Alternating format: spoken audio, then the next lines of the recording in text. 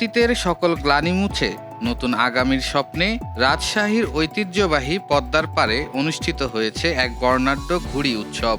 মঙ্গলবার বিকেলে পদ্মার পাড় সংলগ্ন সীমান্ত অবকাশ এলাকায় রাজশাহী ফাউন্ডেশনের উদ্যোগে এই উৎসবের আয়োজন করা হয়। নববর্ষ উপলক্ষে আয়োজিত এই উৎসব সাধারণ মানুষের স্বতঃস্ফূর্ত অংশগ্রহণে এক মিলন মেলায় রূপ নেয়। অনুষ্ঠানে পবা মোহনপুর আসনের সংসদ সদস্য অ্যাডভোকেট শফিকুল হক মিলন উপস্থিত থেকে বক্তব্য রাখেন। তিনি তার বক্তব্যে গ্রাম বাংলার হারিয়ে যাওয়া সংস্কৃতি চর্চা এবং বাঙালির অসাম্প্রদায়িক চেতনাকে মণিমুক্তার সঙ্গে তুলনা করে তা পুনরায় জাগিয়ে তোলার আহ্বান জানান। উৎসবের এক পর্যায়ে শুধু বক্তব্যে সীমাবদ্ধ না থেকে সাধারণ জনতার সাথে মিলে লাটাই হাতে ঘুড়ি উড়ান আমন্ত্রিত অতিথিরা।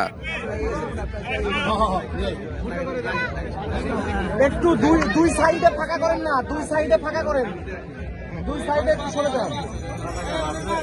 সংসদ সদস্য অ্যাডভোকেট শফিকুল হক মিলনের পাশাপাশি এ সময় আরও উপস্থিত ছিলেন রাজশাহী জেলা পরিষদের প্রশাসক অ্যাডভোকেট এরশাদ আলী ঈশা, মহানগর জামাতে ইসলামী সেক্রেটারি ইমাজ উদ্দিন মণ্ডল, মহানগর জামায়াতের নায়েবে আমির ডাক্তার জাহাঙ্গীর, রাজশাহী মহানগর এনসিপি এর আহ্বায়ক মোবাশ্বের আলী এবং রাজশাহী সিটি কর্পোরেশনের সাবেক মেয়র মোসাদ্দেক হোসেন বুলবুল।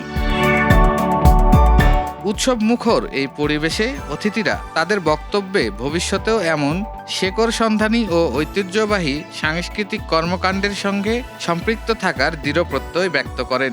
অসাম্প্রদায়িক চেতনার বার্তা নিয়ে আয়োজিত এই ঘুড়ি উৎসবকে কেন্দ্র করে পদ্মা পাড়ের আকাশ নানা রঙের ঘুড়িতে ছেয়ে যায়, যা উপস্থিত হাজারো দর্শনার্থীকে মুগ্ধ করে।